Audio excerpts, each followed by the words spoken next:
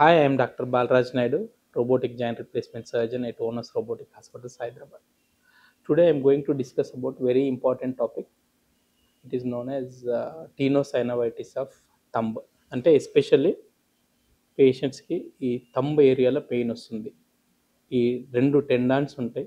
ఇక్కడ మీకు కనపడుతుంది. ఇదొకటి అబ్డక్టర్ పొలిసిస్ లాంగస్, ఎక్స్టెన్సర్ పొలిసిస్ బ్రేవిస్ అంటారు. అంటే మనకి థంబ్ మూమెంట్ చేసేటివి ఇవి. ఎస్పెషల్లీ యంగ్ మదర్స్, స్పోర్ట్స్ ఆడే పర్సన్స్, జిమ్ చేసేవాళ్ళు, టైప్ ఎక్కువ చేసేవాళ్ళు, సాఫ్ట్వేర్ ఇంజనీర్స్, వీళ్ళు ఈ ఈవెన్ వాటర్ బాటిల్ లేపడానికి కూడా కష్టం అవుతుంది. ఆర్ ఈవెన్ వాటర్ మూత తీద్దామన్నా కష్టం అవుతుంది. ఆర్ చిన్న బేబీస్ని లిఫ్ట్ చేయడానికన్నా చాలా కష్టం అవుతుంది.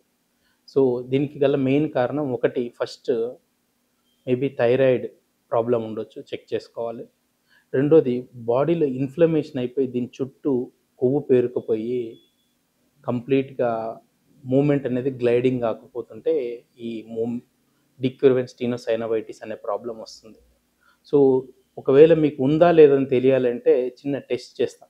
What we do is just you need to do like this.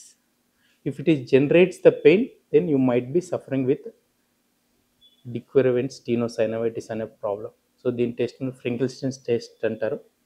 So ఒకసారి ప్రాబ్లం వచ్చిన తర్వాత ఇమ్మీడియట్గా you should consult a orthopaedic surgeon. So there are differential diagnosis చాలా ఉంటాయి. అంటే కార్పల్ టనెల్ సిండ్రోమ్ అయి ఉండొచ్చు, లేకపోతే టీఎఫ్సిసి టెండాన్ టేర్ అయి ఉండొచ్చు, లేకపోతే థర్డ్ది నేను డిస్కస్ చేస్తున్న డిక్యూర్వెన్స్ స్టీనోసైనోవైటిస్ ఉండొచ్చు. సో ఒకసారి ఆర్థోపెడిక్ డాక్టర్ చెక్ చేసిన తర్వాత దెన్ ఫస్ట్ ఫేజ్లో అయితే we recommend rest along with thumb splint. అంటే ఈ థంబ్ స్ప్లింట్ ఒకటి ఇస్తాం.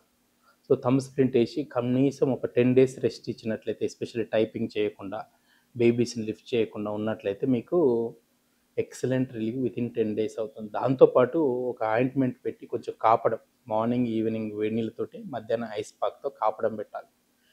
అండ్ రెండోది, స్టిల్ వాళ్ళు నెగ్లెక్ట్ చేస్తూ థైరాయిడ్ ప్రాబ్లం ఎక్కువ ఉండి మ్యూకాయిడ్ డీజనరేషన్ అయిపోయి ఫ్యాట్ ఇన్ఫిల్ట్రేషన్ ఎక్కువైందంటే certain patient, only 10 to 20% of the patients we recommend one injection that is known as corticosteroid injection. Very superficial injection చేసినట్టు ఇన్ఫ్లమేషన్ తగ్గుతుంది.